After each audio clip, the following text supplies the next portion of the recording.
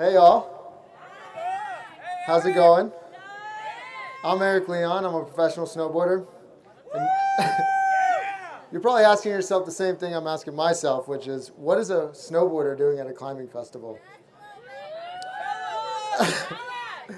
Oh man, I'm getting schooled up, that's for sure. I'm having an incredible time out here, and I'm absolutely astonished by the community that I walked right into. I did not expect it.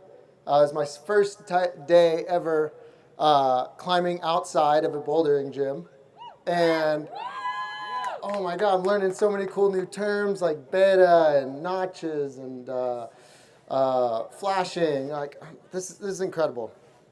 But I came here today because I had the incredible opportunity to meet an amazing person named Sam, who helped put on this incredible fest. Give it up for Sam, Team John, everybody. Seriously. And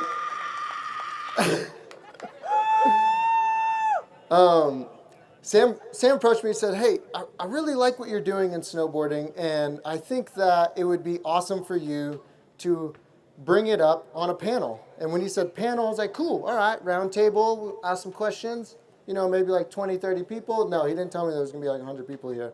So I was like, okay, Sam, a little warning next time. So I often ask myself when I'm in a new place and get a new opportunity to be in the outdoors, how did I get here? That is like the craziest thing.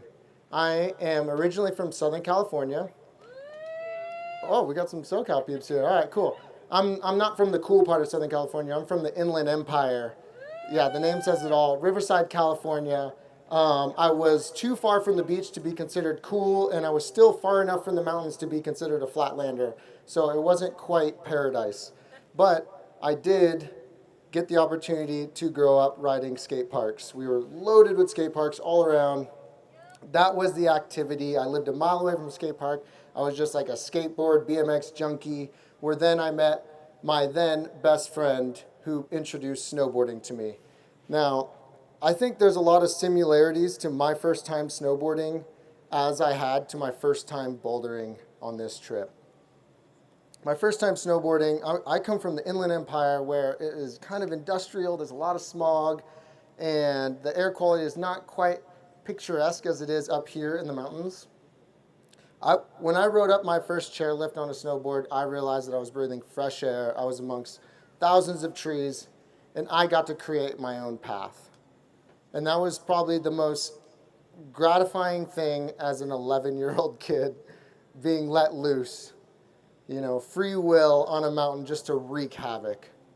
And that was the same experience I had here walking into this forest and looking at the bouldering lines I was about to attempt. I looked at my hands, I looked down, and I was like, I'm going to climb that right now. I'm going to get my butt kicked. But this is going to be the most amazing experience I've ever had. This is exactly how I pictured my intro to climbing. It was so sick. So to kind of round this off, I'm constantly reflecting back on who I was when I first started and how I got into the outdoors and how it has propelled me to be who I am today and bring me to places like this where I never expect. There's no snow in the Southeast. I never had Tennessee on my map to say, I'm going to go and visit that. Well, there's no snow there. You never thought about that. But as I grew up, as I was given the opportunity through the outdoors and through snowboarding, I find myself here, surrounded by incredible community, doing something I never imagined. I'm seriously so stoked.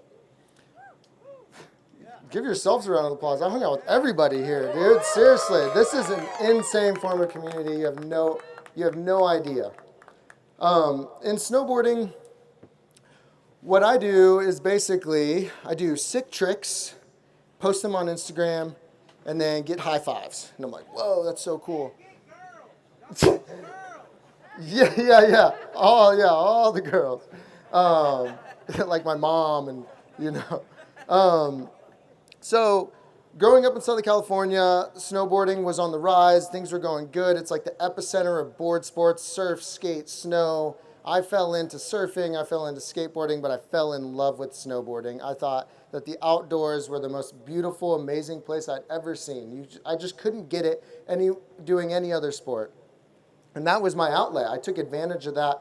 I immediately stepped on snow, and I knew I want to be a professional. I want to grow into this. I want to be this. This is going to be my entire life. And I did. I focused everything that I had, and I reached out to community around me, the kids that could drive me up the hill that had their driving permits. They would take me up. My mom would make them tamales for the weekend and send them up maybe with a couple hidden beers and say, hey, take care of my kid. Make sure that he doesn't come back with a broken leg. And that happened for 2 years. And I had community around me the whole time pushing me, bringing me up, saying, you can do this, Erik. Like, you can be what we always imagined is to be a professional snowboarder. And that eventually brought me to the place where I am today, is being an advocate for this sport that I truly, truly love from the moment that I started it. And I wouldn't have been there had I not had the community in Riverside, California to bring me to that point. Now, you know, it's a crazy world being a professional snowboarder. It's all shining lights and cool mountains and amazing opportunities.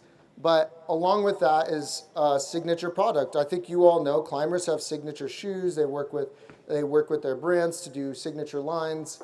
I was given the opportunity when I turned pro at the age of 21 to have a signature snowboard. And that is the overall arching dream. That is like, you get your name on a snowboard, you get your name on a skateboard, you are a professional, and you time-stamped your momentum into the time of snowboarding and action sports. That is your stamp of approval. You made it. And I quickly learned in the action sports industry that in order to get a professional snowboard or your stamp of approval, what they do is they take that signature product, they tie your name to it, and they slap $100 on top of that. And I'm sitting here thinking, I'm kind of twiddling my thumbs. It's taking me a while to decide everything.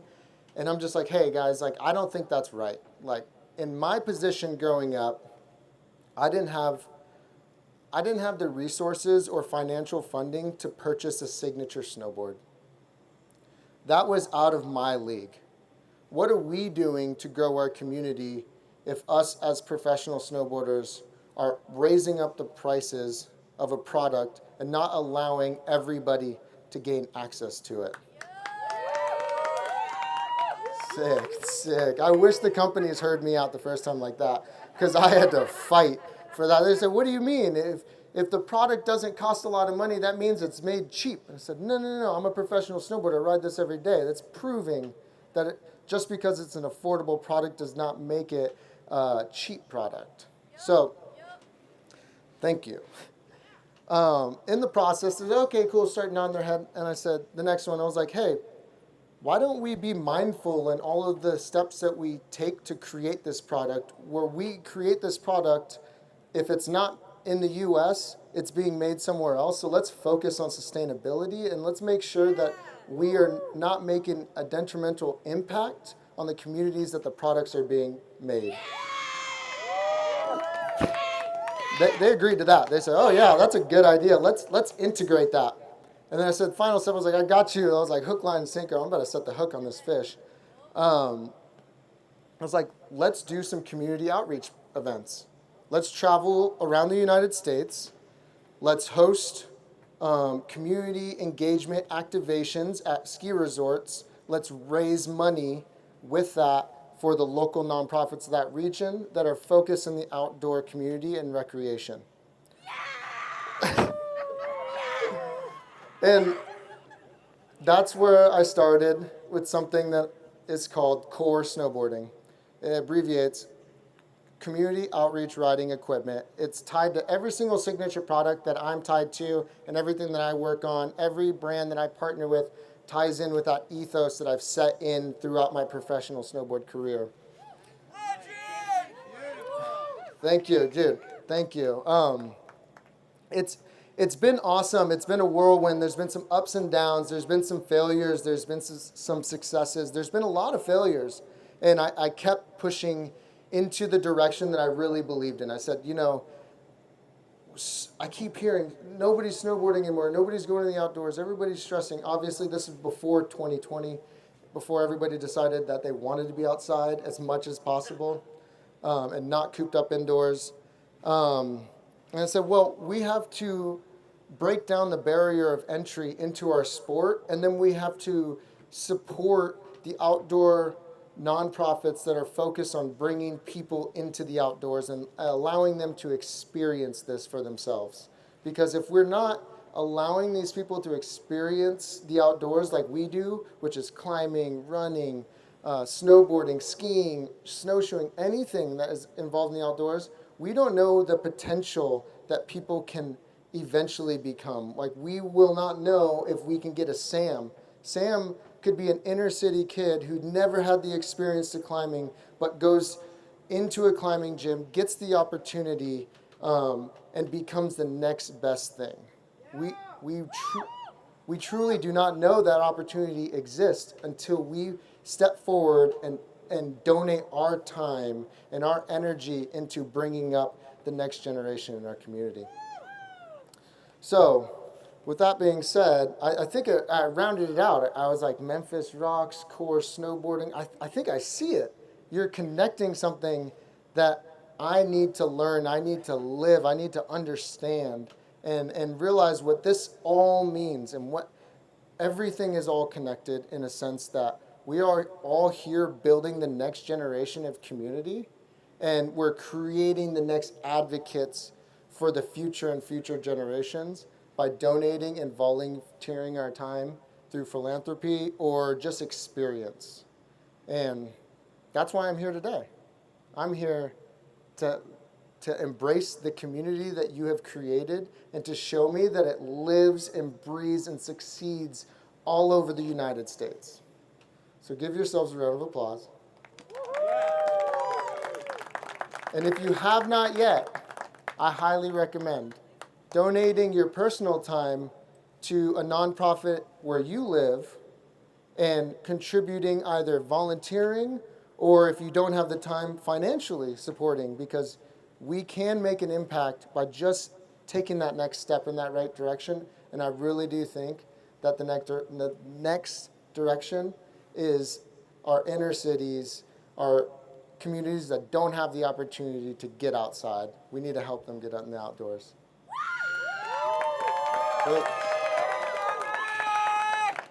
Thank you for having me. It was a pleasure. I'm Erik Leon. Cheers.